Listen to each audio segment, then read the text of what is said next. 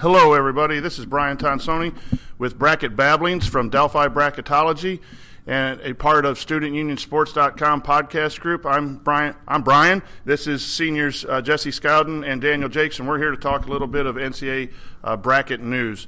Gentlemen, what are your thoughts on last week's effort in the college hoops game? One of the biggest things that I took away was that maybe that Kansas is really for real. And Villanova just keeps pushing their luck, beating Virginia on that last second tip-in. I got to agree with Daniel. That Villanova-Virginia game was special with the tip-in at literally 1 second.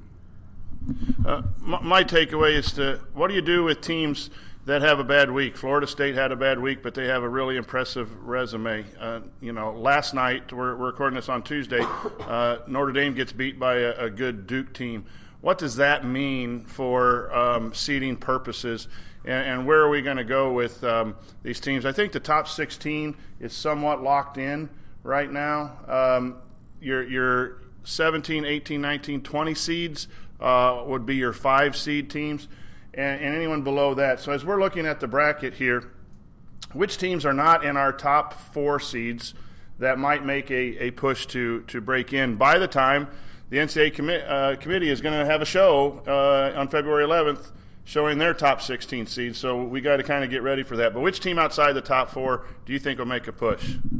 I think Notre Dame will. They have the most opportunity to playing in the ACC. I think they still have Duke to play again, North Carolina, and then I think they play home and away at Virginia. So I think that they have the most opportunistic schedule remaining to break into the top 16. As much as I hate to say it, I got to go with Purdue.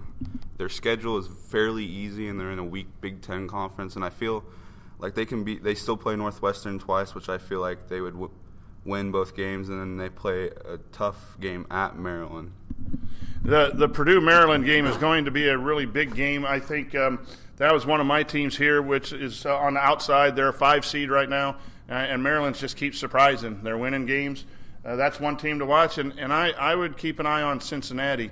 I'm not sure how many games on their schedule left they have to build a top 50 resume, but they're sitting for us as a 6 seed, in some areas a 5 seed. And I even think Cincinnati's been a 4 seed in some brackets that we've kind of looked at. So those are some good teams for our fans to watch to maybe break into the top 16, which are your 4 protected seeds. Last week we covered 3 of the major conferences. This week we're going to cover another 3 sets of conferences and talk about teams that are really doing well, some teams that are in but need work to do, and then some teams who are on the outside looking in. We're going to start with the Big Ten. Daniel, tell us your takes on the Big Ten as you see it right now. Well, I think the top 3 teams have to be Maryland, Wisconsin, and Purdue. Northwestern, I think maybe this could be the year. Everybody's asking it, could it be the year? But, I mean, they're beating teams that they expect to beat, and their losses aren't horrible. They lost at Butler and then at home to Notre Dame. But the strength of schedule for the entire Big Ten, it seems, is horrible.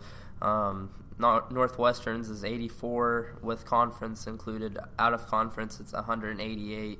Wisconsin, their non-conference strength of schedule is 213. And so it just doesn't seem like the Big Ten's going out and really playing anybody this year. I feel like that was the case last year. That's why they didn't have any seeds higher than a 4. Maryland's the cream of the crop, I believe. Even though they had an easy schedule, I feel like they're probably going to win it. But my other team would be Purdue. They still play Maryland, and then they'd have the tiebreaker. They have the tiebreaker over Wisconsin. Northwestern's a surprising team. I feel like they're going to get in really relatively easy. Like other people say they're still on the bubble. I have them in. Northwestern right now is probably a 7 seed for us, which means you still need to win. You can't afford 3 or 4 game losses, a loss streak. So, technically they might still be on the bubble, but I think they're looking rather comfortable with 18 wins so far. Their 6-game winning streak has been against some of the lower teams in the Big Ten and a couple teams like Ohio State and Indiana who are not playing extremely well. So, when they play Purdue a couple times and Maryland, we're really going to see what Northwestern has. But even then, I think they're going to make it.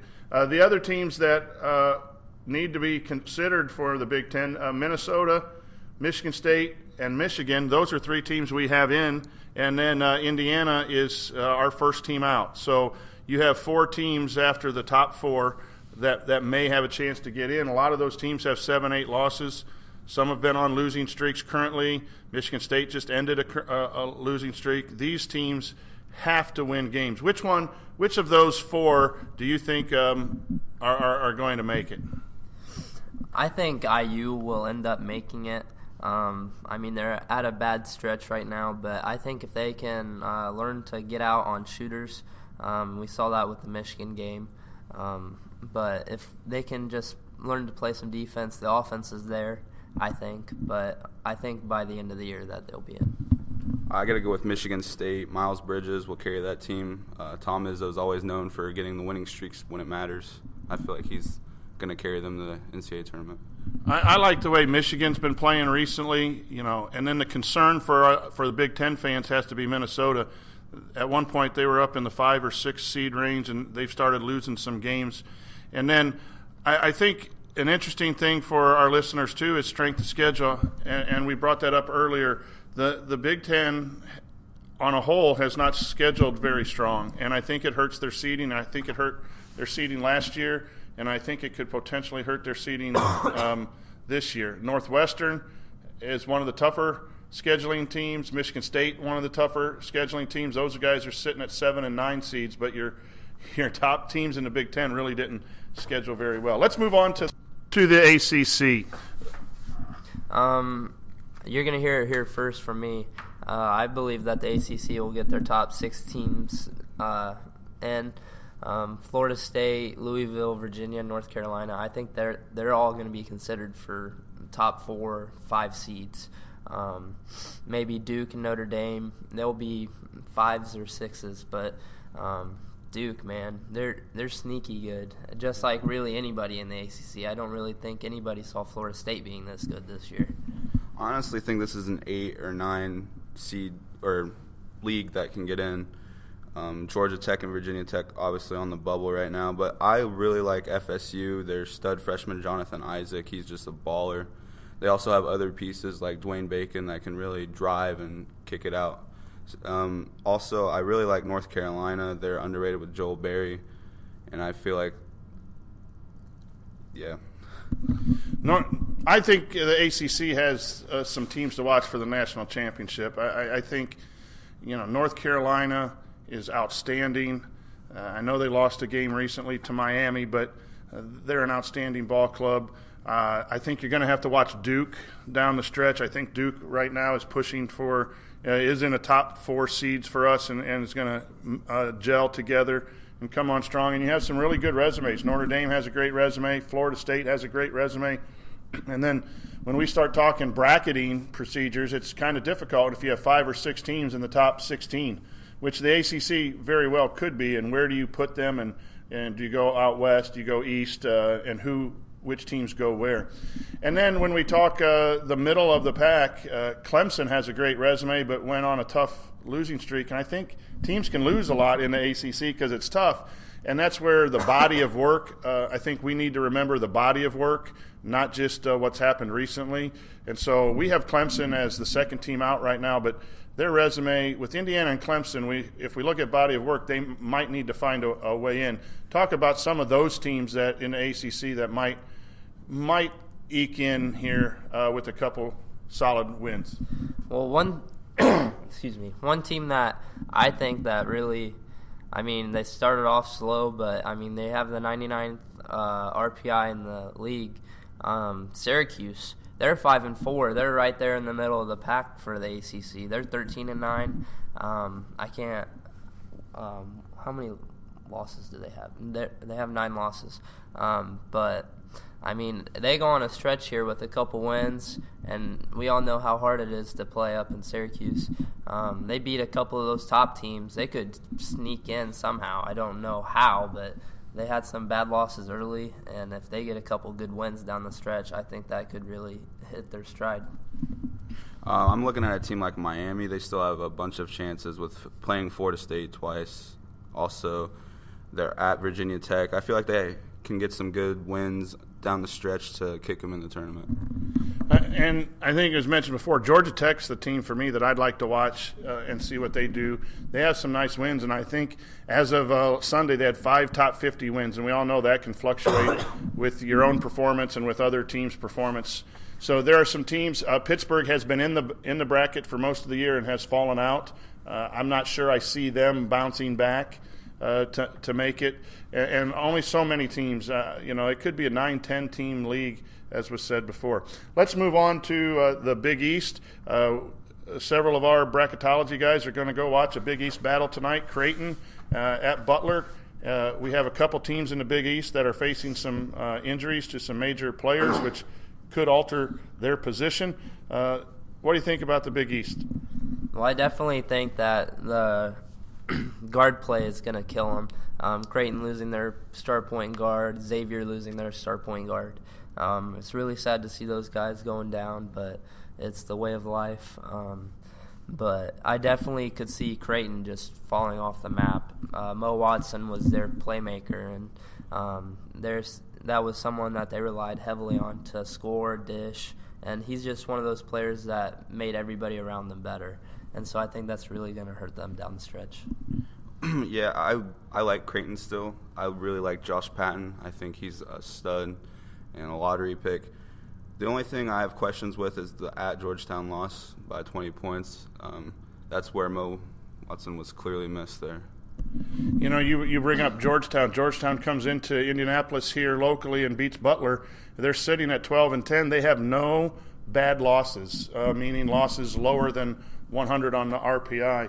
If they string together a few wins, that might be a team that no one thought of all year because of their start. And if those wins hold out, Georgetown, you got to talk about the top, though. Villanova is just an outstanding ball club. They lost the game earlier in the week, but were able to bounce back and beat Virginia on a tip-in at the buzzer. That's a big win. I think they're solid number one. And you got some other teams in that Big East that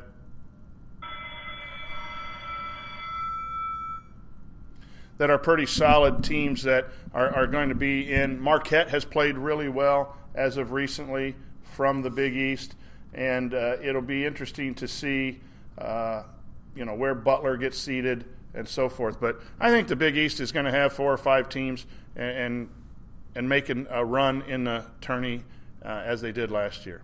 Okay, let's go down to some of our where everyone wants to know teams on the bubble. We talked last week about the Big 12. It seems like almost every team other than the top teams are on the bubble. Same with the Big 10. We have Iowa State. We have Texas Tech, Oklahoma State, TCU, and Kansas State all in the last 10 spots, which technically for us is the bubble. We have a few ACC teams, Georgia Tech. We didn't talk about North Carolina State. And we have an SEC team in Arkansas. We have Miami, Florida on the bubble. Those are teams that are in the bubble. And then our first 4 out are Indiana, Clemson, Georgetown, Georgia, Providence, Syracuse, as mentioned before. You can go all the way down. I think Ohio State still has a chance. Tennessee might have a chance. They've had some nice wins. They're only 11-9, but that's the kind of year it is when people say the bubble is weak or the bubble is soft. There is really not a whole lot of teams just knocking down the door to stay in the tournament. So thoughts on the bubble? Well, it just seems like we put one team in 1 week and then they lose, and then we have to find a team to replace them that doesn't have as good a resume, and it's frustrating to say the least. I know that it's frustrating for you, and it's just frustrating trying to pick a team that wants to really stay into the tourney. I'm looking at the Big Ten as a whole. You got some couple bubble teams. I wanted to focus on Indiana. They have a lot of chances left to make some noise, but as you can see, they just got 2 blown-out losses. They're going to have a miracle. They have multiple chances against Purdue and at Wisconsin, which is a pipe dream to say the least. And I will go back to what we mentioned before. It's the body of work, and as fans, we get caught up in what you've done lately. Last week it was Michigan State that was going to be dropped out, and then they have a win against Michigan, and they're back in. IU beats Michigan State, and everything, they're overcoming an injury to one of their better players, and then they get another injury. Injuries do matter, and I think the committee will look into some of these injuries at Creighton and Xavier and Indiana. But what those teams have to do is they have to win a certain amount of games without those players to be seen as a feasible team in the tournament. So it's almost like they have two different resumes, the pre-injury resume, which cannot be discounted, and then the post-injuries resume has to be looked at. So you have three teams. You have Creighton and Xavier and Indiana that really are facing some things. You have Duke, who has been without their head coach. And what will the committee do to consider that when they place them in the bracket? Does that help them? Do they get bumped up a seed line because of that absence and so forth?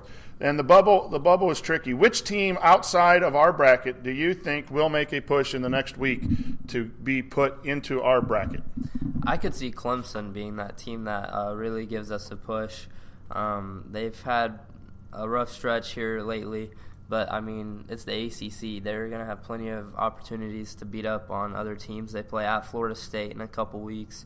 They play Syracuse. They play at Duke. That's a 3-game stretch that if they win 2 out of 3 of those games, I think that they could be knocking on the door to the tourney. I have Georgia. They have multiple opportunities against Kentucky, Tennessee, and Florida. They've been really hurt by the shot clock. It feels like a couple games where that flustered with them, and I feel like they'll overcome some of those adversities and make the tournament. I'm looking at 2 teams that we need to consider. I'm really looking at Georgetown. I think they may have found something, and if they, have a solid week and win a game or 2, they're 14-10, and I think they're starting to be in heavy consideration. And then another team that I think our committee really needs to look at, I don't think should be in, but Wichita State. And that if they don't win the Missouri Valley and they're sitting at 26-4 with their traditional team, and then the other metrics, if you look at Wichita State and Ken Palm and Sagarin, they're in the 20s, and we really don't know how much that committee will look at that and say, okay, yes, they're on the outside, but slot them in one of those first 4, the last 4 in. So that's something I think at some point our committee is going to start looking at the Ken Palm and Sagarin just to check what we call the outliers, those teams that don't look good in the RPI but maybe look good in other metrics. Final thoughts on the podcast, fellas. What are you looking for? The important week coming up, your thoughts? I'm looking for more upsets this week. Geez, Pete, 14 of the top 25 teams go down last week, and it's mayhem. It's March and January. Last Tuesday, I think it was, when 3 of the top 4 or 3 of our number 1 seeds lost, really makes our job quite interesting. I'm going to be looking at Gonzaga. They earned the number 1 seed. They're not really in a tough conference, and I'd like to watch them. I haven't really watched them to see if they're actually deserving of the number 1 seed. I believe Baylor, Kansas play as well, and those are 2 of our number 1 seeds, and it'll be interesting to see if both of those teams with really solid resumes stay on the 1 seed line throughout the season, or does the team that does not win the Big 12 fall down to a 2 seed and we move a winner of the ACC up to the seed line. So that does it for us on this week of January 31st. We're recording Tuesday before school and before any games, so keep that into consideration. This is a Bracket Babblings, Week 3 of the 2017 season. Delphi Bracketology, along with StudentUnionSports.com, bringing you what we know about college basketball. See you next week.